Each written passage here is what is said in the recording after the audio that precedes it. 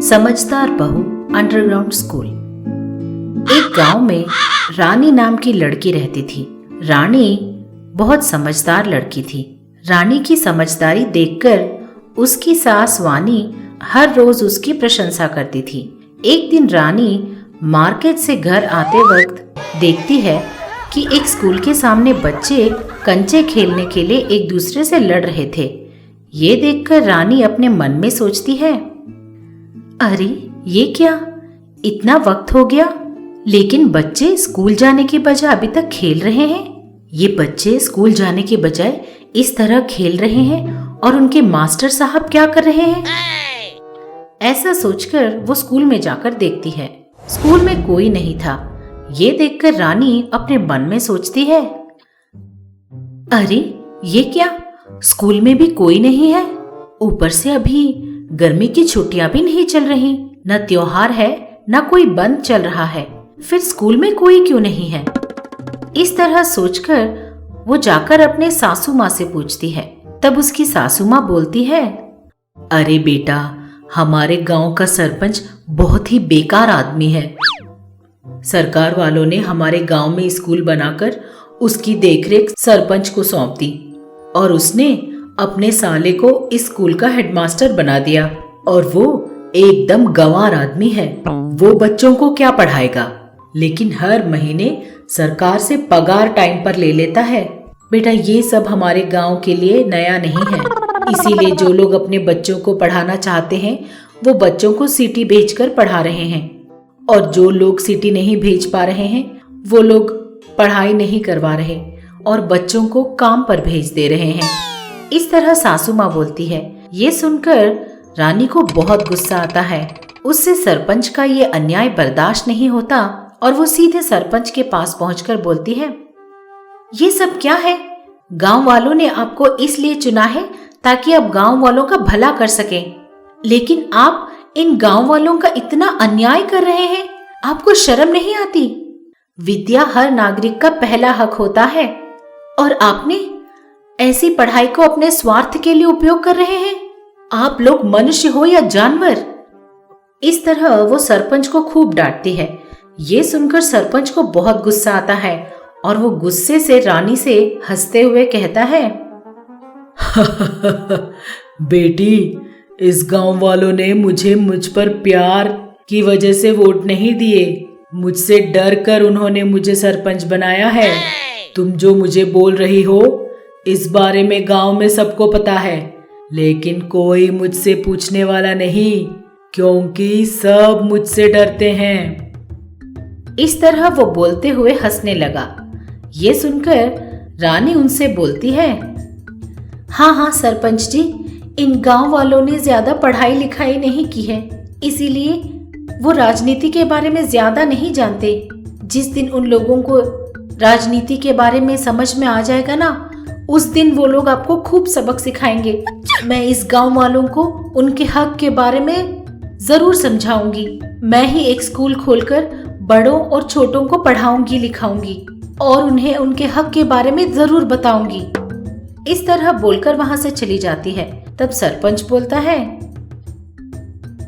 अरे ये क्या, ये तो मुझसे ही शर्त लगा रही है। जब तक मैं अप्रूव ना कर दूं तुम इस गांव में स्कूल खोल ही नहीं सकती, जानती हो ना तुम। और मैं अप्रूव कभी नहीं करूंगा। तुम्हें जो करना है कर लो, निकलो यहाँ से। इस तरह उसे वहां से भगा देता है और हंसते रहता है। इससे रानी को और भी गुस्सा आ जाता है। वो वहां से चली जाती है। वो रात भर इसी के बारे में सोचती रहती है। तब उसके दिमाग में एक आइडिया आता है और वो तुरंत अपने घर के नीचे खोदना शुरू कर देती है।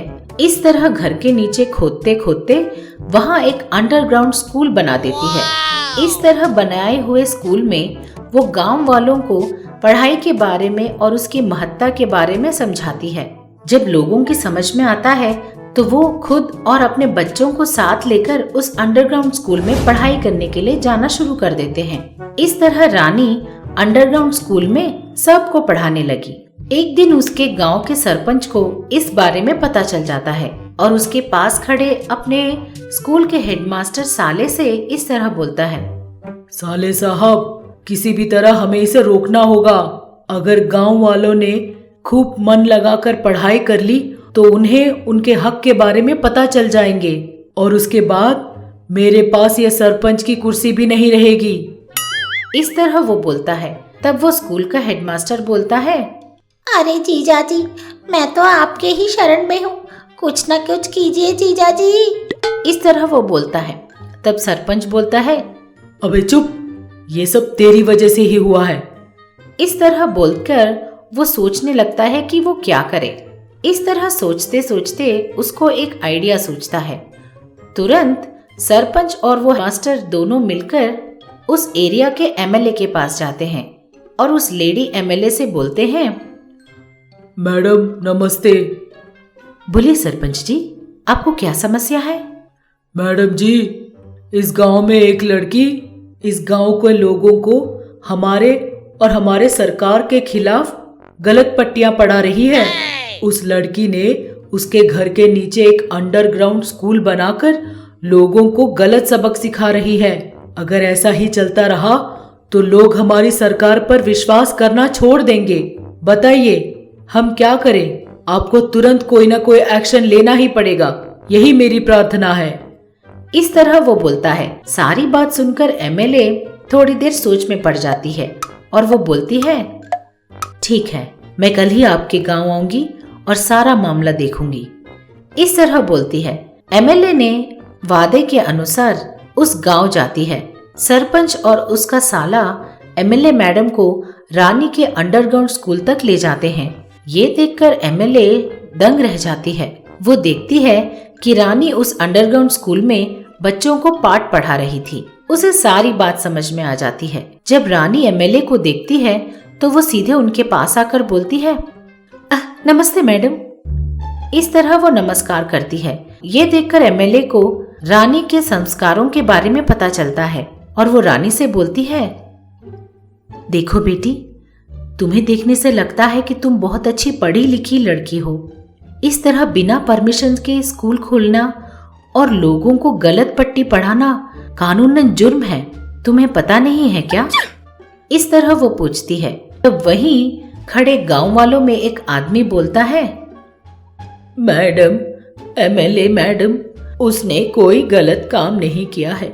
वो हमें गलत सबक नहीं सिखा रही है, वो हमें सिर्फ पढ़ा रही है।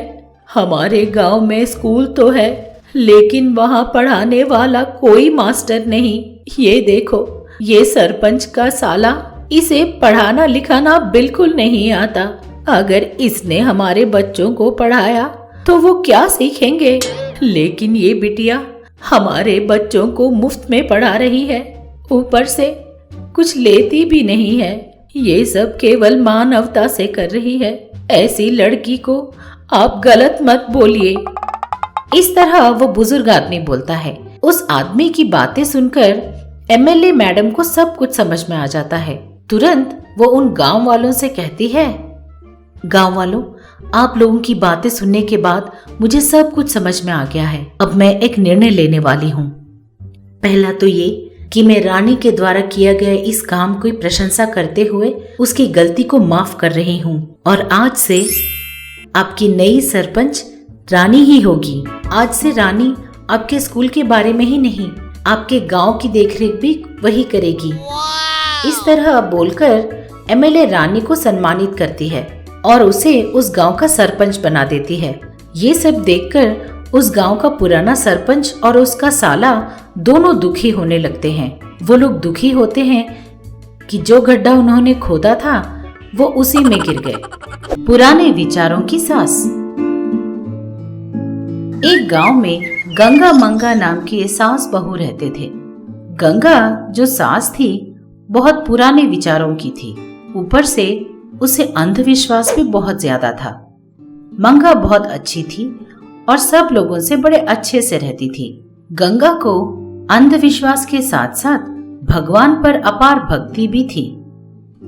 एक दिन जब उसका बेटा हरि बाहर जा रहा था, उसके सामने से एक काली बिल्ली चली जाती है। ये देखकर गंगा हरि से कहती है, अरे अरे अरे, इस काली बिल्ली को अभी जाना था क्या? बेटा तू 10 मिनट रुक कर फिर जा बाहर। इस तरह बोलती है। ये बात सुनकर हरि कहता है, अरे माँ, तुम अभी भी इन सब पर विश्वास करती हो?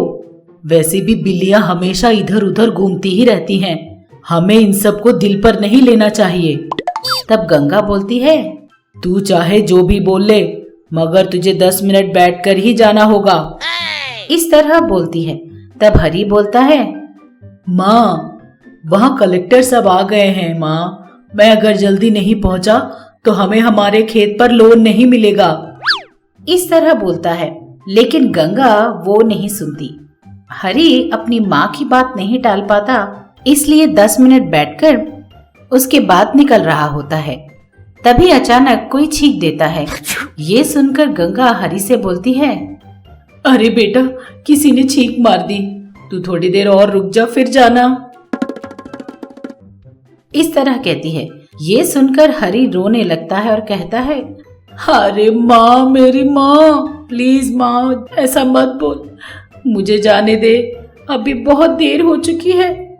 इस तरह वो अपनी माँ से बोलता है, लेकिन फिर भी गंगा बिल्कुल उसकी बात नहीं सुनती। तब हरि गुस्से से बोलता है, छी छी, जब देखो अपने पुराने विचारों से हमें सताती रहती हो। मैं तेरी बात नहीं सुनने वाला। मुझे अभी अर्जेंटली जाना है और मैं जा रहा हूँ। ऐसा बोलता है।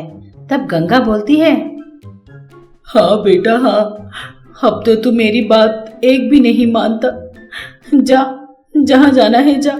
तू बदल गया है बेटा, शादी के बाद तू बहुत बदल गया है। इस तरह बोलते हुए गंगा रोने लगती है। ये देखकर हरि को और गुस्सा चढ़ जाता है और बोलता है, अरे माँ, शादी का और मेरे जाने का क्या रिलेशन है? तुम ना अपना इमोशनल ड्रामा बंद करो। छी छी, आज मैं बिल्कुल बाहर ही नहीं जाऊंगा। तुम और तुम्हारे पुराने विचार। इस तरह बोलकर वो घर के अंदर चला जाता है। ये देखकर गंगा अपने मन में सोचती है, कोई बात नहीं, जो भी हुआ अच्छा हुआ। ये चलो बाहर तो नहीं गया। पता नहीं अगर ये बाहर गया होता तो क्या हो जाता आज। इस तरह वो सोचती है। इस तरह गंगा अपने पुराने विचारों से सबको हमेशा परेशान करती रहती है। मंगा के दोस्त जब भी मंगा से मिलने के लिए आते थे तो उन्हें बाहर ही खड़े रहने के लिए बोलकर उनके कुल और गोत्र के बारे में पूछती रहती थी, और उन लोगों के चले जाने के बाद पूरे घर पे हल्दी से पानी छिड़कती थी। ये सब देखकर लोग उनके घर आने के लिए भी डर जाया करते थे। गंगा के बर्ताव को देखकर भगवान अपने मन में सोचते हैं, अरे पगली गंगा, एक मनुष्य से बढ़कर कोई बड़ा कुल नहीं होता है और मानवता से बढ़कर कोई बड़ा गोत्र नहीं होता। तुझे ये सब जानना होगा। तुझ जैसी औरत को बदलना बहुत जरूरी है। इस तरह सोचकर भगवान एक साधारण बूढ़ी औरत का रूप लेकर गंगा के घर पहुंचते हैं। गंगा के घर के सामने जाकर गंगा को बुलाते हुए कहते हैं, माँ जी, अरे ओ माँ जी, कोई घर पे है क्या माँ? इस तरह उन्हें पुकारते रहते हैं। तब मंगा आती है और कहती है, आप कौन है? कौन चाहिए? इस तरह मंगा बड़े प्यार से और तमीज से पूछती है। तब भगवान बोलते हैं, बेटी, मैं एक अकेला आदमी हूँ जो अब बूढ़ा हो चुका हूँ। अगर आप मुझे कुछ खाने को दे दो तो आप लोगों का भला होगा। इस तरह भगवान बोलते हैं। ये सुनकर मंगा का मन विचलित हो उठता है। ऐसा मत बोलिए, आप जैसे बुजुर्ग आदमी को खाना खिलाना हमारे लिए बड़े पुण्य का काम है। ऐसा बोलते हुए उन्हें अंदर ले जाती है। मंगा की बातें अंदर बैठी हुई गंगा को सुनाई देती हैं और वो बाहर आते हुए बोलती है, अरे मंगा, किसको अंदर लेते आ रही है और ये कौन है? इस तरह पूछती है। तब मंगा बोलती है, सासू माँ, कोई बुजुर्ग आदमी हैं, बेचारे को बहुत भूख लगी है, उन्हें थोड़ा खाना खिलाने के लिए अंदर ला रही हूँ, उसने कहा। तब गंगा बोलती है, अरे अरे, ना उनके कुल के बारे में पता है, ना तू जानती है कि वो कैसे हैं। इस तरह अंदर कैसे ले आ रही है? बाहर ले जा इन्हें। इस तरह गंगा बोलती है। ये सुनकर मंगा को बहुत गुस्सा आता है और बोलती है, सासू माँ, भूखे लोगों का कुल गोत्र कुछ नहीं होता सासू माँ। ये सब पूछने के बजाय उन्हें बस हमें थोड़ा खाना खिलाना होगा। इस तरह बोलती है। ये सुनकर गंगा कहती है, अरे तू कुछ नहीं जानती, तू चुपचाप अपना मुंह बंद कर और अंदर जा। इस तरह वो जोर से चिल्लाती है। ये सुनकर मंगा को बहुत गुस्सा आ जाता है और घर के अंदर चली जाती है। मंगा के चले जाने के बाद गंगा उस आदमी से कहती है, हाँ अब बोलिए, कौन हो आप, आपका क्या कुल है? इस तरह पूछती है। तब भगवान हंसते हुए बोलते हैं, मेरे बारे में बोलने के लिए बहुत कुछ है बेटी, लेकिन अभी मैं एक भूखा बुजुर्ग आदमी हूँ बस। इस तरह बोलता है। तब गंगा बोलती है, बातें तो बड़ी बड़ी कर रहे हो, लेकिन ये बताओ तुम हो किस कुल के, तुम्हारा गोत्र क्या है? इस तरह पूछती है। तब भगवान बोलते हैं, मेरा कुल, जब मैं पैदा हुआ था तो ये कुल और गोत्र कुछ नहीं थे, सिर्फ मनुष्य थे, मनुष्य। जब सब कुछ मेरे ही अंदर है तो मैं ये कैसे बताऊं कि मेरा क्या कुल है? इस तरह वो आदमी बोलता है। ये सुनकर गंगा कहती है, अरे अरे, मैं क्या पूछ रही हूँ और तुम क्या बोले जा रहे हो? कम से कम ये बताओ कि तुम पैदा कहाँ हुए थे और किसके बेटे हो?